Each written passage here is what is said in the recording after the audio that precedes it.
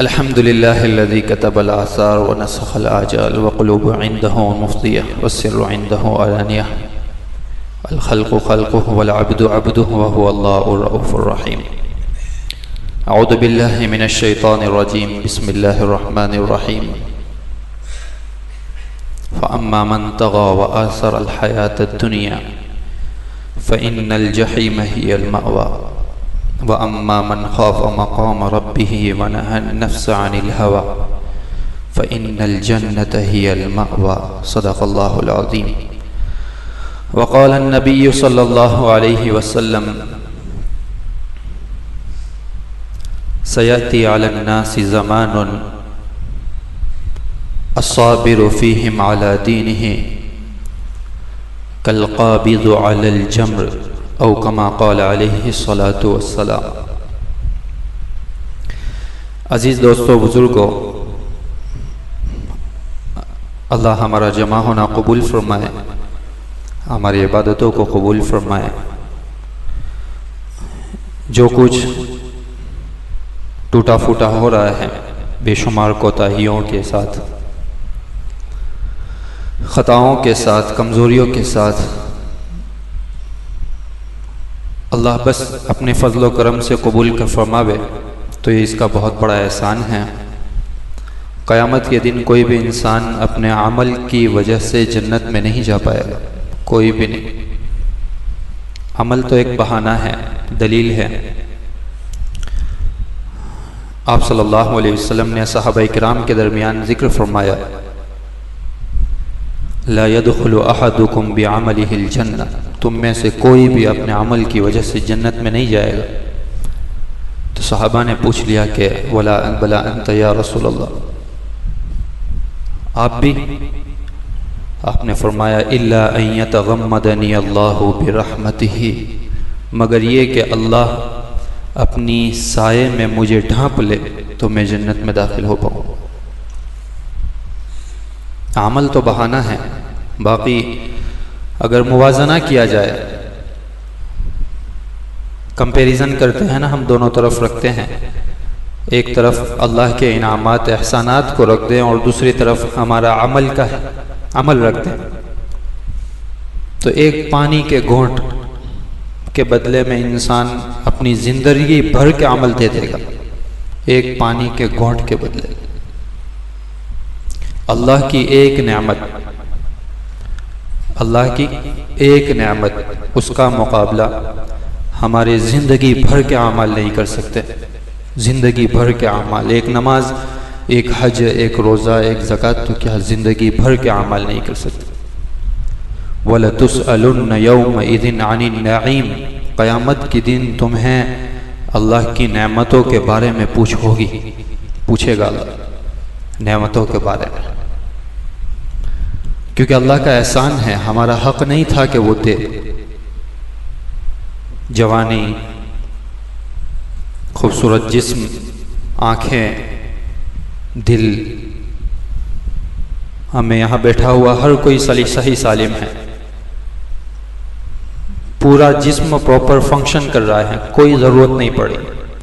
مجھے یہاں دھیان دینا نہیں پڑ رہا کہ میرا دل دھڑکے، میرا کڈنی اپنا کام کرے، لیور اپنا کام کرے، دماغ اپنا کام کرے.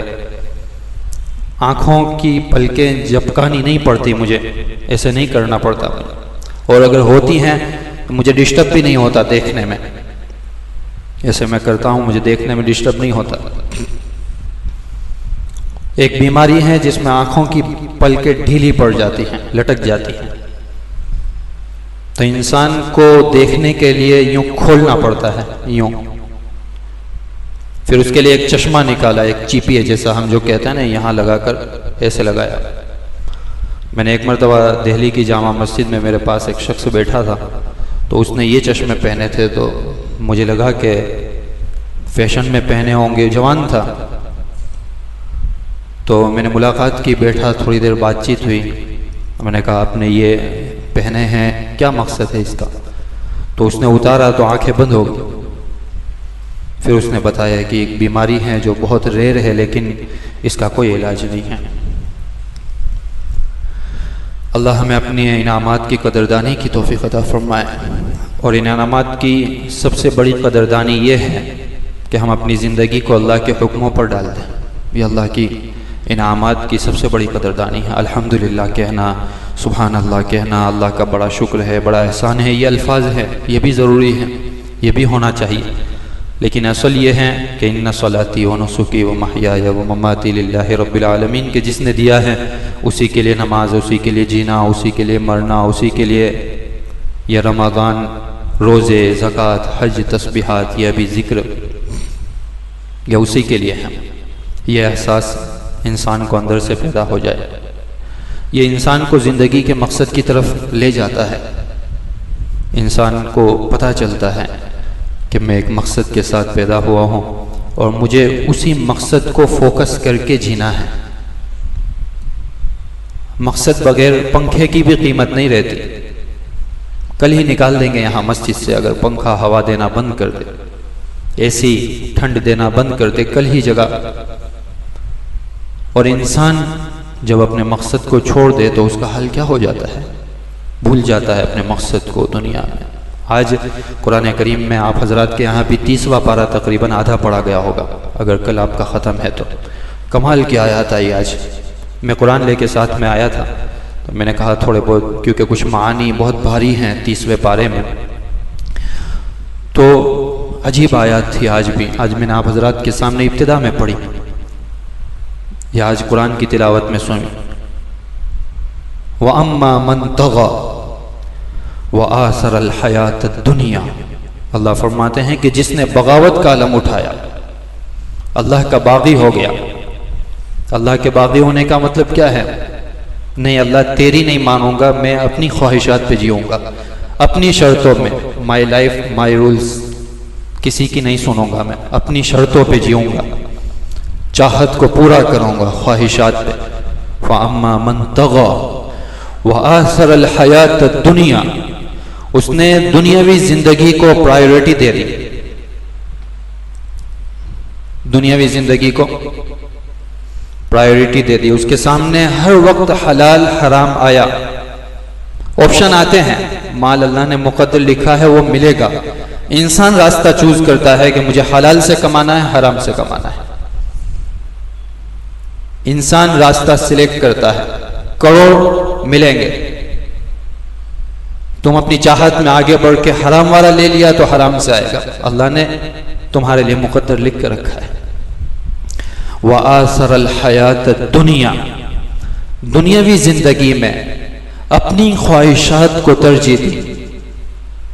نفس، ڈیزائرز، خواہشات، منمانی، منچاہی، جو میں سمجھوں، جو مجھے اچھا لگے اسے. فَإِنَّ الْجَحِيمَ هِيَ الْمَأْوَى، اس کا ٹھکانہ جہنم ہوگا. قرآن کی آیات جو ہے نا، 2-3 آیت میں تو انسان کی ہوا نکل جاتی ہے جب سنتا ہے. انسان کی رگ پہ اللہ دبا دیتے ہیں، اس کی جو دگتی رگ کہتے ہیں نا، انسان چپ ہو جاتا ہے. لوگ مذاق میں جب کسی کی دگتی رگ پہ ہاتھ رکھتے ہیں تو کیا ہوتا ہے وہ بیچارہ. وَأَمَّا مَنْ خَافَ مَقَامَ رَبِّهِ، اور جو ڈرا اپنے رب کے سامنے کھڑا ہو کر حساب دینے سے، کہ اللہ کی عدالت میں کھڑا ہونا ہے اور اللہ پھر زندگی کا حساب لے گا. 5 سوال کے جواب نہ دیتے لن تزول قدم ابن آدم. پہلا سوال جوانی کا ہوگا، پہلا سوال زندگی کا ہوگا، دوسرا سوال جوانی کا ہوگا. حالانکہ جوانی زندگی کا ایک پارٹ ہے، حصہ ہے، اس کے باوجود بھی الگ سے سوال ہوگا. اس مال کہاں سے کمایا اور کہاں خرچ کیا، یہ 2 سوال، 4 سوال. اور 5واں سوال ہے علم، جتنا علم تھا تیرے پاس اس میں کتنا عمل کیا. یہ انسان کو اگر ہر وقت ڈر رہتا ہے اور انسان کے سامنے یہ استحضار ہے، اسے یاد رہتا ہے وَأَمَّا مَنْ خَافَ مَقَامَ رَبِّهِ، ڈرا ہوا ہے، بولنے سے پہلے ڈر رہا ہے کسی کے سامنے. ہم اتنی آزادانہ زندگی گزار رہے ہیں کہ ہم کئی بار نماز پڑھ کے آزاد ہو جاتے ہیں کہ عبادات ہو گئی تو بس ہے، اب اخلاق، معاملات، معاشرت، رہن سہن باہر کا حصہ، تو میں تو نماز پڑھ رہا ہوں، 5 وقت کا نمازی ہوں. ہم اللہ ہمیں معاف کرے، ہم کبھی کبھار اخلاق کو دین میں نہیں لاتے، ہم اپنے غصے کو دین میں نہیں لاتے کہ میرا مزاج غصے والا، تو اب میں کیا کروں یہاں پہ، میرا مزاج ہے، لالچ ہر کسی میں ہوتی ہے، حسد ہر کسی میں ہے اسی لیے تو امتحان ہے، حسد نہ ہوتا تو امتحان نہ ہوتا، بہت بڑا امتحان ہے۔ غیبت یہ انسان کی بہت بڑی کمزوری ہے، اگر کمزوری نہ ہوتی تو امتحان کس بات کا؟ تو یہ ساری چیزیں تفصیل میں جائے بغیر جو ہماری کمزوریاں ہیں معاشرے، اخلاق، معاملات کے اعتبار سے، ہم اسے دھیان میں ہی نہیں لاتے، وہاں ہم آزاد ہو جاتے ہیں۔ یہ ذکر ہوا، ابھی ہم نے ذکر کیا نا، تھوڑے وقت کے لیے آپ دیکھیں دل پر کتنا اثر ہوتا ہے کہ نہیں ہوتا؟ تو اس سے باہر نکل کر اس کا کیا فائدہ ہونا چاہیے اور ہوتا ہے، یہ سوچنے کی بات ہے۔ یہ ہر کسی کی نماز ہم کیوں پڑھتے ہیں؟ نماز عذاب سے بچنے کے لیے نہیں ہے، عذاب سے بچنے کے، نماز نہیں پڑھوں گا تو اتنے کروڑ سال جہنم میں جلنا پڑے گا، اس لیے میں نماز پڑھ رہا ہوں، اس لیے تو نہیں ہے نماز۔ اللہ قرآن میں کہتے ہیں اقیم الصلاۃ لذکری، تو نماز پڑھ میری یاد کے لیے، تاکہ میں یاد رہوں تجھے بتا رہے ہیں کہ تو گھر میں ہے، تجارت میں ہے، فیکٹری میں ہے، جاب میں ہے، تو کچھ بھی ہے، لیکن جب اذان ہوئی تو آ کے مٹی میں سر رکھ دے، ختم بات، یہاں آ کر سجدہ کر لے، بات ختم ہوئی، تاکہ تجھے پتا چلے کہ تیرے لیے زندگی میں مجھ سے بڑھ کر کوئی نہیں ہے، تیری جاب ٹھیک ہے، تیری فیکٹری ٹھیک ہے، تیری تجارت، تیرا گھر، تیری اولاد، تیری بیوی بچے، تیرے بنگلے۔ حضرت عائشہ کیا فرماتے ہیں رسول اللہ صلی اللہ علیہ وسلم کے بارے میں کہ ہمارے درمیان ہوتے تو ایسا لگتا کہ اب تو یہ ہم میں مست ہے، اور اذان ہوتی تو ایسے اٹھ کر چلے جاتے جیسے ہمیں پہچانتے ہی نہیں ہیں، ایسے چلے جاتے۔ تو یہ ہے اقیم الصلاۃ لذکری، تم میری یاد کے لیے نماز پڑھو۔ اور جب یہ کیفیت ہو جائے کہ انسان کسی بھی حال میں ہو، اذان کی آواز سنائی دے یا کم سے کم گھڑی دکھے اور اسے پتا چل جائے کہ اب اس کا آرڈر ہے، اب یہاں میں ٹال نہیں سکتا، مجھے سستی آ رہی ہے، طبیعت ٹھیک نہیں ہے، موڈ برابر نہیں ہے، تھکان ہے، مشغولی ہے، بعد میں پڑھ لوں گا، جمع کر لوں گا، آج یہ فتنے بھی بہت زیادہ چل رہے ہیں، نماز کو اس کو لیٹ کر کے، اس کو تھوڑا آگے کر کے جمع کر لیا۔ اور سوشل میڈیا کے اسکالر کہتے ہیں کہ پھر آپ نماز جمع کرتے ہیں کیوں کر سکتے ہیں کیونکہ رسول اللہ صلی اللہ علیہ وسلم نے جمع کی تھی۔ بہرحال اس موضوع پر نہ جاتے ہوئے، میرے آقا کو اللہ نے جنگ میں نماز کیسے پڑھنی وہ سکھایا ہے، ورنہ اللہ کہہ دیتے کہ جنگ میں ہو تم نماز پڑھو گے تو ہار جاؤ گے، پیچھے رہ جاؤ گے۔ اللہ نے کہا نہیں، جماعت تقسیم کرو، ایک آگے آئے، ہتھیار لے کر آئے، ایک پیچھے رہے، یہ ایک رکعت پڑھے چلی جائے، وہ آ کر ایک رکعت پڑھے پھر چلی جائے، وہ آ کر نماز پوری کرے۔ فَإِذَا كُنْتَ فِيهِمْ فَأَقَمْتَ لَهُمُ الصَّلَاةَ فَلْتَقُمْ طَائِفَةٌ مِّنْهُمْ فَلْيُصَلُّوا مَعَكَ، پوری آیت اللہ نے اتاری۔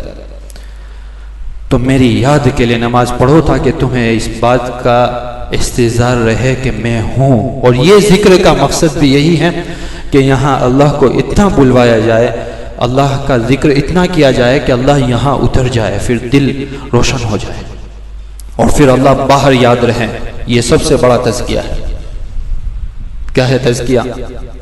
یہاں کتنا اللہ لا الہ الا اللہ سے شروع ہو کر اللہ اللہ اللہ، سوچے اس نام کا بڑا اثر ہے۔ انسان جب ایک ماحول میں بیٹھ کر اسے بولتا ہے تو اس کی دل کی دنیا بدل جاتی ہے۔ لمبے وقت تک اثر اگرچہ نہ رہے، لیکن ایک بار تو دل میں چنگاری جلاتی ہے کہ نہیں، میں زندگی میں کچھ غلط کر رہا ہوں۔ یہ انسان کو یہ چنگاری لگتی ہے کہ میں زندگی میں کچھ غلط کر رہا ہوں۔ تو یہ ہے اقیم الصلاۃ لذکری۔ اور نماز کا دوسرا فائدہ ان الصلاۃ تنہی عن الفحشاء، یہ دو مقصد ہے نماز کی۔ یہ تمہیں باہر جو گناہ ہو جاتے ہیں چھوٹے موٹے، کبھی آنکھیں اٹھ گئی، کبھی غیبت ہو گئی، اللہ معاف کرے، کبھی کوئی بڑا گناہ ہو گیا، اللہ کہتے ہیں اگر طاقت پیدا کرنی ہے گناہوں سے بچنے کی تو خالی باتوں سے نہیں ہوگی، ان الصلاۃ، پڑھو نماز، اور کیسے پڑھو؟ قربانی سے پڑھو، پھر یہ روکے گی تمہیں گناہوں سے، تنہا عن الفحشاء والمنکر، پڑھو نماز ایسی دھیان سے پڑھو، خشوع خضوع سے پڑھو، قربانی سے پڑھو، مشقت سے پڑھو، بوجھ پڑ رہا ہے پڑھو، دھیان نہیں لگ رہا ہے پڑھو، وساوس آ رہے ہیں پڑھو، پتہ ہی نہیں چلا 2 رکعت میں کیا پڑھا، لیکن پڑھو، شیطان چھڑوا نہ دے، یار نماز میں تو مزہ ہی نہیں ہے، دھیان نہیں لگ رہا ہے، چھوڑ دے۔ ان الصلاۃ تنہا عن الفحشاء، پھر ایک جوان کو یہ پاکیزہ جوان بنائے گی نماز، ایک پاک دامن ماں دے گی یہ نماز، جوانوں کی پاکیزہ نسل اس امت میں پیدا ہوگا جس کی اس امت کو ضرورت ہے۔ یہ مقصد ہے ذکر کا، یہ مقصد ہے تزکیے کا، اور یہی مقصد ہے ہمارے ان 4 پلر کا جو اللہ نے ایمان کے بعد دیا ہے۔ سب سے پہلے نماز ہے۔ اب نماز کا مقصد ہمارے سامنے جیسے ہم نے ابھی مذاکرہ کیا، پھر اس کے بعد ہم آ جاتے ہیں یہ روزے پہ۔ کیا ہے روزہ؟ اللہ فرماتے ہیں کلو وشربو، کھاؤ پیو، اور اللہ اپنے بندوں کو نعمتوں میں دیکھنا چاہتا ہے، پسند کرتا ہے، خوش ہوتا ہے۔ وہ اللہ نے منع کر دیا کہ صبح سے لے کر شام تک نہیں، خواہش بھی نہیں۔ کھانے پینے پہ کنٹرول آسان ہے، خواہش پہ کنٹرول مشکل ہے۔ اس وقت جب انسان کے پاس بیوی ہو، جوانی ہو، تو جوان کے لیے تو کتنا بڑا چیلنج ہوگا۔ اللہ نے اسے کہہ دیا کہ نہیں اب ذرا، اور کنٹرول کتنا بھاری کنٹرول، صبح سے لے کر شام تک۔ کیا سکھانا چاہ رہے ہیں اللہ؟ کیا آخر سکھانا چاہ رہے ہیں؟ یہ صبر ہے، یہ تزکیہ ہے کہ پھر چاہے جتنی ہی محبوب چیز تمہارے سامنے کیوں آ جائے، تمہیں اپنے آپ کو کنٹرول کرنا مطلب کرنا ہے۔ اور رمضان اسی لیے رمز جو لیا گیا، اس کا مطلب ہی یہ ہے جلا دینا۔ جو روزے اس طرح رکھتا ہے اور رمضان سے نکلتا ہے، اس کے سارے گناہ معاف ہو جاتے ہیں۔ وہ حدیث آپ حضرات نے بھی سنی ہوگی، گناہوں سے دل دبا لگتا ہے، دبا دبا دبا دبا، پھر کالا ہو جاتا ہے۔ اگر دبا لگا اور گناہ سے توبہ کر لی تو صاف ہو گیا۔ یہ باتیں پہلے زمانے میں بڑی مشکل تھی سمجھانی، آج انٹرنیٹ، کمپیوٹر، لیپ ٹاپ، موبائل کے زمانے میں بڑی آسان ہے۔ وائرس لگ گیا، ڈیلیٹ کر دیا، پروٹیکٹر لگا دیا ہے وائرس کے ساتھ، تو وائرس آتا ہے ڈیلیٹ ہو جاتا ہے۔ اگر وہ ڈیلیٹ نہیں کیا تو وائرس پورے موبائل کو، پورے لیپ ٹاپ کو، پورے سسٹم کو خراب کر دیتا ہے۔ تو یہ ایک وائرس ہم نے کیا، توبہ کر لی، استغفر اللہ، نماز پڑھ لی، 2 نمازوں کے درمیان 2 نماز جو پابندی، مطلب 5 نمازوں کی پابندی کرتا ہے، تو ایک نماز سے دوسری نماز تک کے سارے گناہ معاف ہو جاتے ہیں، جمعہ سے جمعہ تک کے گناہ معاف ہو جاتے ہیں جو پابندی کرتا ہے، کیونکہ اس میں ہے اللہم انی ظلمت نفسی ظلما کثیرا۔ حالانکہ نماز پڑھی ہے، اور نماز کے آخر میں، نماز میں ہم اللہ سے کہہ رہے ہیں کہ اللہ میں نے اپنے اوپر بہت سارا ظلم کیا ہے، حالانکہ نماز پڑھ کر تو ہم نے ظلم کیا نہیں، یہ تو بڑا اچھا عمل کیا ہے۔ اللہم انی ظلمت نفسی ظلما کثیرا ولا یغفر الذنوب الا انت، اور گناہوں کو تیرے سوا معاف کرنے والا کوئی نہیں، فاغفر لی مغفرۃ من عندک، تو معاف کر دے، وارحمنی، اور مجھ پر رحم کر، تو بڑا غفور الرحیم ہے۔ تو یہ روزہ ہے، روزے سے مقصد بھی کمال کا تزکیہ ہے کہ انسان ان چیزوں سے نکل جائے۔ پھر آپ زکوٰۃ دیکھ لیں، کیوں ہے زکوٰۃ؟ زکوٰۃ صرف 2.5% نکال دینا، ہاں 2.5%۔ ہم نے سوچ لیا کہ میرے پاس 1 لاکھ ہیں تو میں اتنے نکال دوں، 2 لاکھ ہے 10 لاکھ، حساب کیا اور نکال دیا۔ تراویح پڑھتے ہیں تقریباً 3 پارے میں، 4 پارے میں مسلسل وہ آیات ہیں جس میں اللہ انسان کو بتاتا ہے کہ مال اپنے پاس مت رکھ، اگر اس کی حفاظت چاہتا ہے تو جمع کرا دے۔ ہمارا کیا ہے؟ مال بڑھتا ہے، ہم اپنے پاس رکھتے ہیں، شمار کرتے ہیں، اسی میں سے اتنا بڑھاتے ہیں۔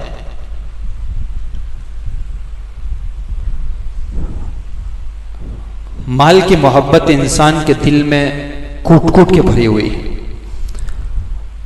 اور اس شہوت کو نکالنے کے لیے اللہ نے زکوٰۃ فرض کیا کہ انسان کمائی کو یوں دے تو پتہ چلے کہ اس کا حق ہے، میرا نہیں ہے، یہ گمنے والے مسکین، فقیر، محتاج، ضرورت مند، ان لوگوں کا حق ہے۔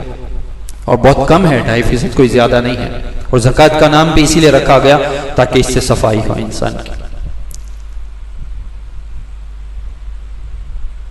الذی جمع مالا وعدد، آخری صورتوں میں ہے. کیا ہے مطلب اس کا؟ مال جمع کیا اور شمار کرتا رہا، جی پے چیک کر رہا ہے، بینک بیلنس چیک کر رہا ہے، کتنا بڑھا، کتنا کم ہوا، کتنی زیادتی ہوئی. یحسب ان مالہ اخلدہ، مسئلہ صرف گننے اور جمع کرنے کا نہیں ہے، اس کے یقین میں گڑبڑی ہے. اس کو دھوکہ یہ چڑھ گیا ہے کہ یہ مال اس کا ہمیشہ رہے گا. یہ دہتی رگ پہ اللہ رکھتے ہیں. کلا لینبذن فی الحطمہ، غلط ہے. اگر اس میں نافرمانیاں ہوئی ہیں تو یہی تمہارے لیے قیامت کے دن جلنے کا ایندھن بنے گا. وما ادراک ما الحطمہ، پتہ ہے کیا ہے؟ نار اللہ الموقدہ، ایک بھڑکتی آگ ہے. تطلع علی الافئدہ، نہ جینے دے گی نہ مارے گی، اور سیدھا دل تک پہنچے گی آگ.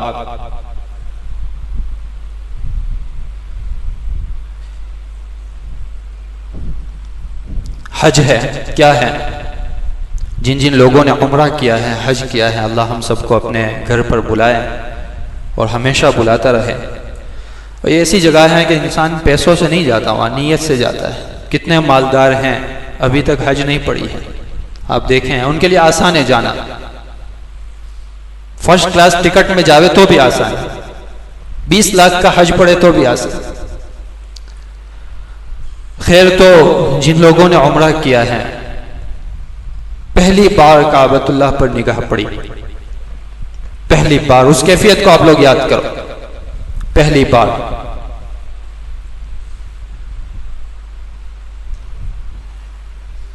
انسان کی جسم ختم ہو گیا اور صرف روح زندہ ہو، ایسا احساس ہوتا ہے انسان.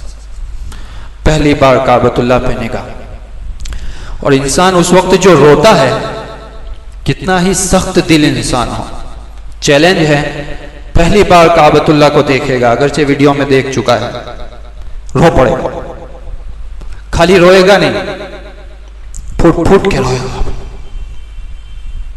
اسے بھی پتہ نہیں ہے کیوں رو رہا ہوں، اسے بھی پتہ نہیں ہے، اور پتہ نہیں، وہ زبان سے کچھ کہہ نہیں پاتا، دل ہی دل میں اللہ سے کیا باتیں کر لیتا ہے وہ، اور اسے اپنی پچھلی زندگی پلے بیک ہو جاتی ہے اس کے سامنے، ریوائز ہو جاتی ہے، پوری ہائی لائٹس آتی ہے اس کے سامنے. گویا وہ اللہ کے سامنے کھڑا ہے اور اللہ دکھا رہے ہیں اس کو اپنی پچھلی زندگی، اور اللہ اسے توبہ کرواتے ہیں. کعبۃ اللہ کے سامنے کھڑا رکھ کے وہ اللہ سے توبہ کرتا ہے اپنی پچھلی زندگی کی، اور پھر اس کے بعد طواف کرتا ہے. پوچھو آپ جو لوگ گئے ہیں، ماشاءاللہ اکثر گئے ہوں گے، اللہ ہم سب کو لے جائے. تو یہ تو عمرہ ہے، تو حج کیوں ہے؟ فضائل اعمال میں اور فضائل رمضان میں، فضائل حج میں یہ ساری باتیں موجود ہیں. آپ دیکھیں حضرت شیخ نے لکھا ہے کہ اسے اپنی موت کی یاد دلانا مقصود ہے. تو نے نماز بھی پڑھ لی، روزے بھی رکھ لیے، زکوٰۃ بھی دے دی، اور ایک اچھی زندگی گزار لی ہے، لیکن اینڈ تو یہ ہے تیرا عرفات، اور یہ تیرا مینا، اور یہ تیری 2 چادریں. دیکھ تو تیرا یہ اینڈ ہے. تو کیا کرے گا؟ مطلب دنیا میں بہت کچھ کما بھی لیا، حاصل بھی کر لیا، بنگلے بھی بنا لیے، شہرت بھی کما لی، لیڈر بھی بن گیا، پھر کیا؟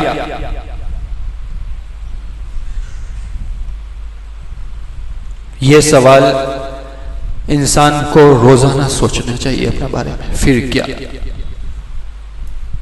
مال اصل نہیں ہے، ڈگری اصل نہیں ہے، شہرت اصل نہیں ہے، سیاست اصل نہیں ہے، کرسی اصل نہیں ہے، عہدہ اصل نہیں ہے. اگر ان سب چیز کی بھوک چڑھی ہے تو ہر چیز کو، ہر لوگوں کو الگ الگ چیز کا شوق ہوتا ہے، اور یہی شوق انسان کو زین للناس حب الشہوات من النساء والبنین. اللہ کہتے ہیں ہم نے تو شہوت تمہارے اندر بھر بھر کے رکھی ہے، ورنہ بالغ نہیں ہوا تھا تب تو پتہ نہیں تھا، بچپن میں کھیل کود رہا تھا، بالغ ہوتے ہی کیا تجھے مستی چڑھی، عورتوں کی مستی چڑھی، پھر کرسی کی مستی چڑھی، پھر پیسوں کی مستی چڑھی، پھر فخر کی مستی چڑھی، پھر نام و نمود کی مستی چڑھی تجھے. انما الحیات اعلموا، 4 دن پہلے آیت گزری، انما الحیات الدنیا لعب ولہو. اور یہ ترتیب اتنی کامل ہے انسان کی زندگی کے ساتھ کہ پہلے خود کھیل کود بچپن، لعب ولہو وزینہ. بالغ ہوا تو اب انسان جوان کو جوانی چاہیے، ٹھیک ٹھاک دکھو، اٹریکشن لوگوں کا میری طرف آکرشن ہو، غیر جنس کی طرف بھی. وَتَفَاخُرٌ بَيْنَكُمْ. پھر کچھ سال گزرے تو ہوا کہ یار یہ تو کچھ ہے ہی نہیں، شہوت پوری ہو گئی، مائنڈ سیٹ بدل گیا، فخر، اب لوگوں میں عہدہ چاہیے، اب سب سائیڈ میں رکھ دیا، شہوت وغیرہ سب کچھ سائیڈ میں. اب اپنی ذلت کو برداشت کرنے کے لیے بھی تیار ہو گیا کہ میں ذلیل ہو جاؤں لیکن مجھے وہ کرسی چاہیے، مجھے وہ عہدہ چاہیے. وَتَفَاخُرٌ بَيْنَكُمْ وَتَكَاثُرٌ فِي الْأَمْوَالِ وَالْأَوْلَادِ. پھر مستی چڑھی کہ اب پیسے بڑھاؤ. كَمَثَلِ غَيْثٍ أَعْجَبَ الْكُفَّارَ نَبَاتُهُ ثُمَّ يَهِيجُ. تمہاری زندگی کیا ہے؟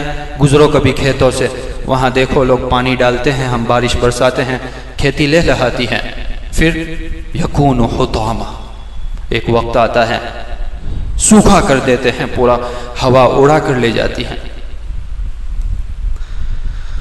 وفی الآخرۃ مغفرۃ من اللہ ورضوان عذاب شدید ومغفرۃ من اللہ ورضوان. 2 ہی چیز ہیں آخرت میں، یا تو مغفرت ہے یا پھر عذاب ہے، 2 ہی فیصلے. وَمَا الْحَيَاةُ الدُّنْيَا إِلَّا مَتَاعُ الْغُرُورِ. دھوکہ ہے زندگی کا، اس کے سوا کچھ بھی نہیں ہے. هَلْ أَتَى عَلَى الْإِنسَانِ حِينٌ مِّنَ الدَّهْرِ لَمْ يَكُنْ شَيْئًا مَّذْكُورًا. اس آیت کو اگر آپ پڑھیں گے تو آپ کو پڑھنے میں جو مزہ آتا ہے، هَلْ أَتَى عَلَى الْإِنسَانِ حِينٌ مِّنَ الدَّهْرِ لَمْ يَكُنْ شَيْئًا مَّذْكُورًا. کیا انسان پر ایسا وقت نہیں گزرا کہ وہ قابل ذکر شیء بھی نہیں تھا؟ منی کا قطرہ قابل ذکر، لوگ اس کی بات کرنا بھی نہیں چاہتے تھے، کپڑے سے صاف کر دیا جاتا. اِنَّا خَلَقْنَا الْإِنسَانَ مِن نُطْفَةٍ أَمْشَاجٍ نَبْتَلِيهِ فَجَعَلْنَاهُ سَمِيعًا بَصِيرًا. ہم نے نطفے سے بنایا تجھے، دیکھتا اور سنتا، سمیعاً بصیر. اِنَّا هَدَيْنَاهُ السَّبِيلَ إِمَّا شَاكِرًا وَإِمَّا كَفُورًا. 2 راستے رکھ دیے تیرے سامنے، شکور کفور. شکور یعنی ہم جو ابھی سنا، اللہ کی فرما برداری والا راستہ اور اللہ سے بغاوت والا راستہ. اِنَّا أَعْتَدْنَا لِلْكَافِرِينَ سَلَاسِلَ وَأَغْلَالًا وَسَعِيرًا. ایک آیت میں پوری زندگی کا خلاصہ ہے. کافر کے لیے ہم نے بڑا سخت عذاب تیار کر رکھا ہے.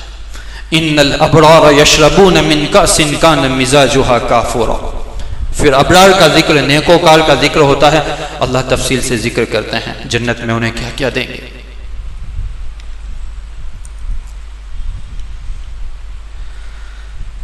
حقیقت یہی ہے کہ اللہ ہمیں عمل والی زندگی نصیب فرمائے. دوستو، قرآن ہم پر بہت بڑا احسان ہے اللہ کا. قرآن جو ہے نا، تفسیر سننی چاہیے. حافظ کا مطلب صحابہ کرام کے یہاں خود ابن عباس رضی اللہ عنہ فرماتے تھے کہ ہمارے یہاں حافظ کا مطلب تھا کہ وہ قرآن یاد کرے، قرآن کو سمجھے، اس کے حلال کو حلال جانے، اس کے حرام کو حرام جانے اور اس پر عمل کرے. یہ حافظ ہوتا تھا. ماشاءاللہ یہاں بھی حفاظوں کی اچھی تعداد ہے، لیکن یہ بنیاد ہے. قرآن پورا منہ پہ یاد ہے، اچھا پڑھ رہے ہیں، لیکن اس کے ساتھ میں اس کو سمجھنا ان کے لیے تو عالمیت ہے. عام ہم تمام حضرات کے لیے قرآن کو سمجھنا ہے، علماء کرام کے ذریعے سے اس کی تفسیر کو سمجھنا ہے. یہ کوئی صرف مزے لینے اور یا مفتی اور مولوی کے لیے مزے کی بات نہیں ہے کہ قرآن سنا دیتا ہے. حضرت امام مالک فرماتے تھے کہ اس امت کے آخر طبقے کی اصلاح اسی محنت سے ہوگی جس محنت کے ذریعے اللہ نے اس امت کے اول طبقے کی اصلاح کی، اور اس کا ذریعہ قرآن کریم. صحابہ کرام کی اصلاح کیسے؟ خالد بن ولید خالد کیسے بنے؟ سیف اللہ کیسے بنے؟ حضرت عمر کیسے بنے؟ خلافت کے دور میں روتے تھے اپنے باپ کی یاد کر کے کہ عمر بکریاں چرانا نہیں آتا، تو کیا کرے گا دنیا میں؟ اللہ نے امیر المومنین ایسا بنایا، پوری دنیا پہ حکومت عطا فرمائی، اور رعب کے ساتھ، بغیر ظلم کا رعب۔ آج کا رعب ظالموں کا رعب ہے، ظالموں کا رعب کام کا نہیں کہ تم ظلم کرو اور پھر رعب جھاڑو تم کہ میں نے اس کو مارا، میں نے اس سے یہ چھینا، میں نے اس کو قتل کیا، اور پھر انسان رعب جھاڑتا ہے گالیاں دے کے، سنا کے۔ حضرت عمر کا رعب منصف رعب تھا کہ لوگ ان سے رعب میں بھی تھے، اور ایک مسجد میں کھڑا ہو کر یہ بھی پوچھتا ہے کہ تمہیں تو ایک چادر ملی تھی غنیمت میں، یہ دوسری چادر کہاں سے لائے؟ یہ امیر المومنین جب منبر پہ تھے تب ان سے پوچھا جا رہا تھا۔ اس لیے حضرت عمر کا یہ جملہ بڑا مشہور ہے، وہ فرماتے تھے کہ اللہ نے اسلام کے ذریعے سے عزت دی ہے، اب اسلام کو چھوڑ کر کسی اور طریقے سے عزت حاصل کرنا چاہیں گے، اللہ اسی راستے سے ذلیل کرے گا مسلمانوں۔ آج ہمارے ذلت کی بنیادی وجہ یہ ہے کہ جو عزت کے راستے ہیں اسے ہم نے چھوڑا ہے، ذلت کے راستوں کو، عزت کے راستوں کو سمجھ کر اپنایا، چاہے پھر وہ دنیا کا راستہ ہے، مال کمانے کا راستہ ہے۔ یہ سب منع نہیں ہے، آپ غلط فہمی میں نہ رہیں کہ ہم اسے حرام منع کہتے ہیں، وہ ضرورت کا درجہ ہے، اس کا درجہ مقصد کا ہے۔ مقصد کو ضرورت اور ضرورت کو مقصد بنا دیا، چینج ہو گئی چیز۔ فخلف من بعدهم خلف اضاعوا الصلاة واتبعوا الشهوات۔ علامہ اقبال کہتے ہیں کہ میں تجھے بتاؤں تقدیر امم کیا ہے، میں تجھے سناتا ہوں کہ قوموں کے عروج اور زوال، ترقی، تنزلی، کامیابی اور ناکامی کے اللہ کے اصول کیا ہیں، وہ میں تجھے بتاؤں۔ علامہ اقبال کے بارے میں یاد رہے، کسی نے ان سے پوچھا کہ آپ کی باتیں کہاں سے ہوتی ہیں، انہوں نے قرآن لا کے دیا کہ یہ خاص کر ان کے آخری زمانے کی الہامی باتیں اگر کہیں تو شمشیر و سنان اول، علامہ اقبال نے فرمایا کہ تلوار اور نیزہ پہلے، مراد کیا ہے؟ قربانی، جد و جہاد، غیرت، پاک دامنی، حیا، بہادری، طاقت، قوت، یہ ہر قوم کے عروج کی بنیاد ہے۔ شمشیر و سنان، طاؤس و رباب آخر، بے حیا، ناچ گانا، شراب، ناپاکی، بے شرمی، مجرے، ناچ گانے، طاؤس و رباب آخر، اس قوم کے زوال شروع ہو جاتا ہے۔ آج اللہ نے ہمیں کیا نہیں دیا، لیکن سب سے پہلے کسی سوشل میڈیا پلیٹ فارم کو آباد ہم مسلمانوں نے کیا اپنے جسموں کو کھول کر، مسلمانوں کے جوان لڑکے اور لڑکیوں نے۔ ٹک ٹاک کو آباد ہم نے کیا تھا انڈیا میں، ہم نے اس کے سامنے پیش کیا اپنے جسم کو کھول کر، یہ لے دنیا کو خوش کرنے کے لیے۔ طاؤس و رباب آخر، مسلمانوں کا زوال شروع ہو گیا۔ پہلے انٹرٹینمنٹ بھی مہنگا تھا۔ مہنگے کا مطلب یہ ہے کہ لوگوں کو کلبوں میں جا کر پیسے دینے پڑتے تھے اور پھر وہاں ناچ گانے دیکھتے تھے، اور کم سے کم شہوت کا ایک درجہ وہاں پورا ہوتا تھا، اندر کی شہوت تھوڑی پوری ہوتی تھی۔ آج سستی انٹرٹینمنٹ ہے، سستی، موبائل نکالا، سوائپ کیا اور مجرے شروع ہو گئے، ناچ گانے شروع ہو گئے، گندگیاں شروع ہو گئی۔ دو چیزیں ہوتی ہیں، کھل کے بیان کر رہا ہوں، معاف کرنا۔ ایک ننگی فلمیں ہیں، فحش فلمیں، اس کا درجہ بہت برائی کا۔ ایک سافٹ پورن ہے، اس کو کہتے ہیں سافٹ پورن، ہلکا ننگا پن، یعنی نہ انسان پورے کپڑے پہنے ہوئے ہیں نہ پورا ننگا ہے، درمیان میں ہے، اس کی نہ بھوک مر رہی ہے نہ پیاس ختم ہو رہی ہے، انسان گھنٹوں پر دیکھے جا رہا ہے، اس کی روح بھی ڈیمیج، اس کا دل بھی ڈیمیج، اور بیچارہ نمازیں اس کی سب ضائع ہو جاتی ہیں، جس کو مسئلہ یہ ہے کہ گناہ بھی نہیں سمجھا جا رہا۔ مسئلہ اس کا یہ ہے کہ ہم اسے گناہ بھی نہیں سمجھ رہے ہیں۔ جب تک کسی مسلمان کی خلوت پاک نہ ہو، اس کے لیے نماز میں لطف اٹھانا ناممکن ہے۔ آپ صلی اللہ علیہ وسلم نے فرمایا کہ عورت پہ نگاہ پڑی ہے اور جھکا دی، ہم اسے ایمان کی حلاوت عطا فرمائیں گے، ایمان کی حلاوت۔ ابھی جیسے ذکر کیا تو کتنا اچھا لگا ہمیں، روح تازہ ہو گئی، مزہ آ گیا، سکون، یہ دل کی خوراک ہے، اسے سکون ملا۔ یہ ایمان کی حلاوت کب حاصل ہوگی؟ جب انسان اپنی نگاہوں کو جھکا دیتا ہے۔ لیکن مسئلہ کیا ہے؟ اور دیکھیں، ہم کسی سوشل میڈیا کے پلیٹ فارم کو اس کا ذمہ دار نہ بنائیں۔ ہم مسلمانوں کا مسئلہ یہ ہے کہ امریکہ یہ کر رہا ہے، اسرائیل یہ کر رہا ہے، وہ یہ کر رہا ہے، ہمارے خلاف سازشیں ہو رہی ہیں، ہم تو کچھ نہیں کر رہے، ہم بڑے اچھے ہیں۔ سارے بہانوں کا ٹوکرا دوسروں پہ، ہمارے خلاف سازش ہے، اور تم کیا کر رہے ہو، ہم کیا کر رہے ہیں، ہم سب۔ قیامت کے دن شیطان بھی، اللہ فرمانا ہے اٹھ کے، شیطان کی آخری جملے یہ ہوں گے۔ شیطان کہے گا دیکھو انسانوں سنو، میں نے تمہیں گمراہ نہیں کیا، چیلنج سے کہے گا، تم نے جو گناہ کیے ہیں اس کا ٹوکرا تم پر ڈالو۔ کیوں؟ میرا کام تم کو صرف گناہ کا راستہ دکھلانا تھا، تمہارا کولر پکڑ کے تو گناہ نہیں کروائے۔ ان دعوتکم فاستجبتم لی وما کان لی علیکم من سلطان، میری طاقت تھی، شیطان کہے گا میری کوئی طاقت تھی کہ تمہارا کولر پکڑ کے میں گناہ کرواتا؟ تھی طاقت، نہیں تھی نا، تو میں نے تمہیں گناہ نہیں کروایا۔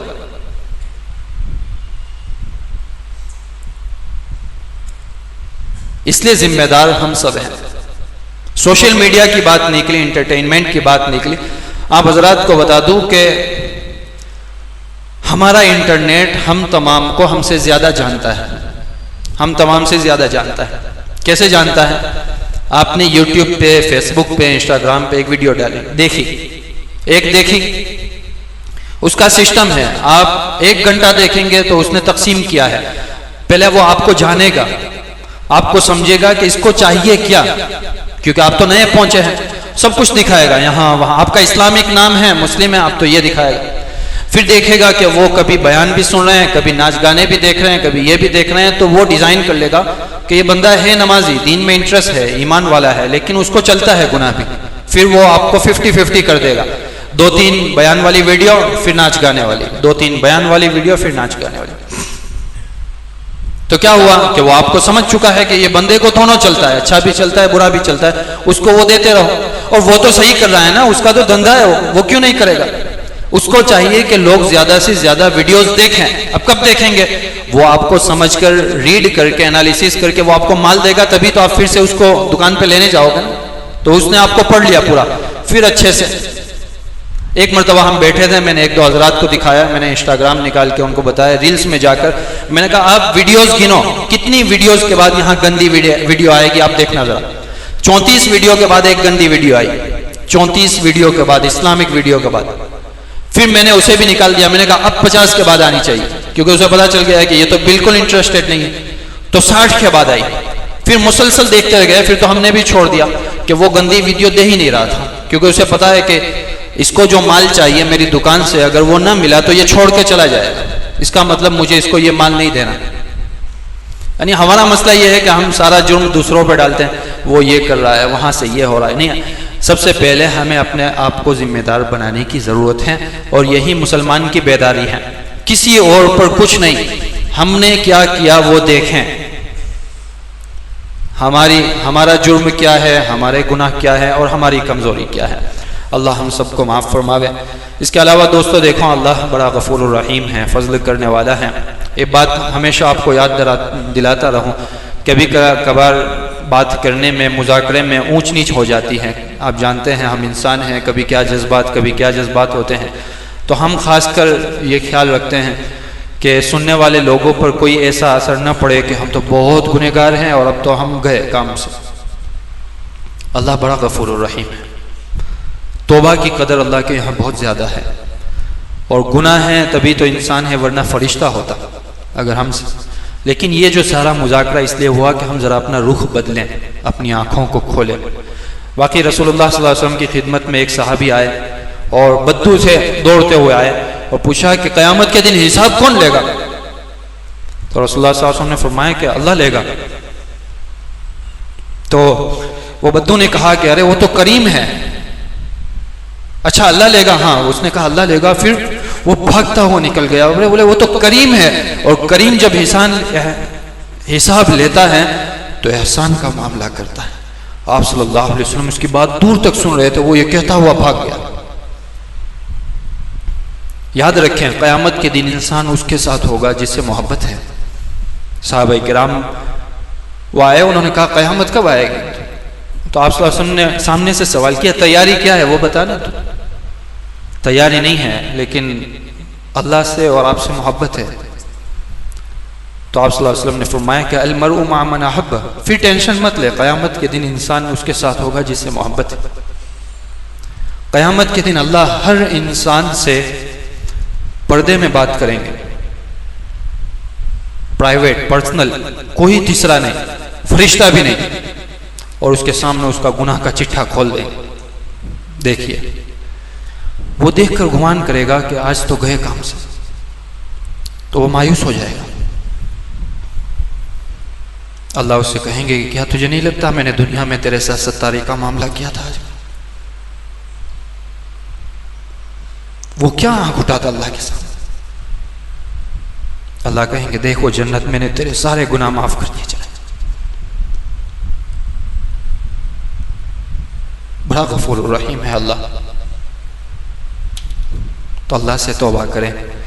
رمضان کے آخری دن چل رہے ہیں، بات لمبی ہو رہی ہے، اور توبہ کے بعد اپنی پھر اس زندگی کو مڑ کر نہ دیکھیں۔ بہت برائیاں پھیلی ہیں، آپ باہر نکلے، فیملی نظام تباہ ہو چکا ہے، کوئی کسی کا نہیں ہے، اور آئندہ سال اس سے خطرناک حالات ہونے والے ہیں۔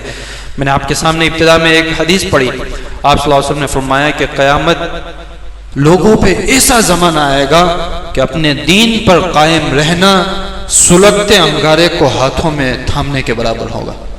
سلگتا انگارہ، کھیل سکتا ہے انسان انگارے سے، تھام نہیں سکتا سلگتا انگارہ۔ آپ کو اگر اس دور میں اگر ہمیں دین پر رہنا ہے، سماجوں کو، رواجوں کو، خواہشات کو، دنیا کو، اور لوگوں کے یہ باہر گھومنے والے ویلیڈیشن کو کہ تم دین پہ چلو گے تو آگے نہیں بڑھ پاؤ گے، حلال کماؤ گے تو زیادہ نہیں کما پاؤ گے، 2 نمبری تو کرنی پڑے گی، ان سب کو ایک طرف کر دینا ہوگا۔ تو یاد رکھیں دوستو، حلال کی برکت کا آپ اندازہ کر ہی نہیں سکتے۔ حرام زندگیوں کو تباہ کر دیتا ہے۔ بڑھاپے میں پہنچ کر انسان کو احساس ہوتا ہے کہ یہ چوریوں کا اور یہ سود کا نتیجہ ہے، جو اولاد نافرمان ہو چکی ہے، اور گھروں میں عزت کے مسئلے ہیں، لوگ پوچھنے کے لیے تیار نہیں ہیں، بیٹا اپنی جی رہا ہے، خود پر وفاداری کا داغ ہے، بیوی بے وفا بنی ہوئی ہیں۔ یہ دنیا کی کہانیاں بتاتا ہوں آپ کو۔ انسان ڈوب کر مرے گا جس کی بیوی بے وفا ہو جائے، ڈوب مرے گا انسان، سماج کے سامنے منہ نکالنے کے قابل نہیں رہے گا، اور یہ ہوتا ہے حرام لقموں سے اور خود کی جوانی کی بے وفائیوں سے۔ آپ صلی اللہ علیہ وسلم نے فرمایا کہ پہلے مرد تو پاک دامن بن، پھر تیری عورت پاک دامن بنے گی۔ مرد کو چانس زیادہ ہے باہر بے وفائی کے، اور مرد باہر منہ مارے گا اس کی گھر میں اللہ وہ دکھائیں گے۔ آج یہ باہر جو اچھے اچھے خوبصورت چہرے بنا کر، میک اپ لگا کر، یا مرد اچھی داڑھی تراش کر نکلتے ہیں نا عزت کے ساتھ، اندر سے سب دکھی مرے پڑے ہیں۔ وہ تو کیا ہے کہ اللہ نے سب موبائل میں چھپا دیا ہے۔ پہلے لوگوں کو گلیوں میں جانا پڑتا تھا بے وفائیوں کے لیے، آج موبائل نے سب کو سانچو لیا، کرو یہاں گناہ، پتہ نہیں چل رہا۔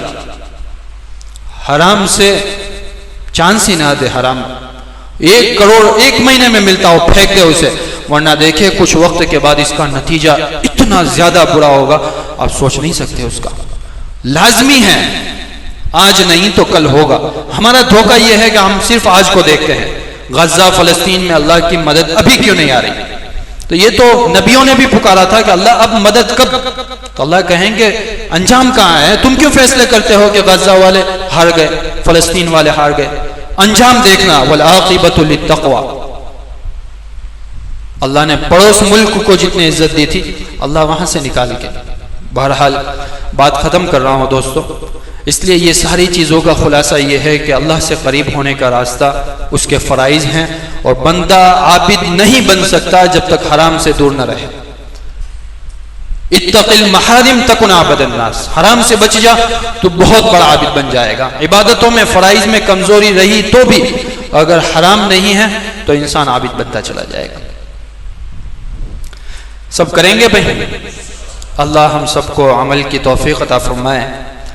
کہنے میں جو کچھ بھول چوک ہوئی ہو اللہ مجھے بھی معاف فرمائے، ہم سب کو معاف فرمائے، اور اصل تو عمل ہے، زندگی بدلے ہماری۔ باقی آپ حضرات بھی بڑے خوش نصیب ہیں، بات لمبی ہوتی جا رہی ہیں، علماء کرام ہیں آپ کے یہاں بھی، دیکھیں مساجد آباد ہیں۔ سوچے 30-40 سال پہلے جوناگڑھ میں کیا تھا، حافظ کتنے ہو رہے ہیں، علماء کتنے ہو رہے ہیں، ہر مسجد میں ماشاءاللہ تعداد بڑھتی چلی جا رہی ہے۔ دبے پاؤں محنت ہے یہ، اس کے کوئی ایڈورٹائزمنٹ اور کھل کر باتیں نہیں ہوتی، لیکن بس جوانوں کا ایمان تازہ ہو جاتا ہے تو اس کا اثر اترتا ہے۔ ہم کیا ہے، سیدھا دیکھتے ہیں کہ اے ٹی ایم ڈالا اور پیسے نکلنے چاہیے۔ اللہ کا سسٹم یہ نہیں ہے، اللہ کا یہ ہے کہ تم یہاں کر رہے ہو وہاں اتر رہی ہے، وہاں کر رہا ہے یہاں اتر رہی ہے، اور پھر جب نصرت کے دروازے کھول جاتے ہیں تو اچانک سے ایک رات میں سب بدل جاتا ہے، عزت ذلت میں بدل جاتی ہے۔ 23 سال کی محنت کے بعد افغان میں اللہ نے یوں کیا تو عزیز کو ذلیل کر دیا، اور بظاہر جو ذلیل تھے اللہ نے انہیں عزت دے دی۔ اللہ ہمیں عمل کی توفیق عطا فرمائے۔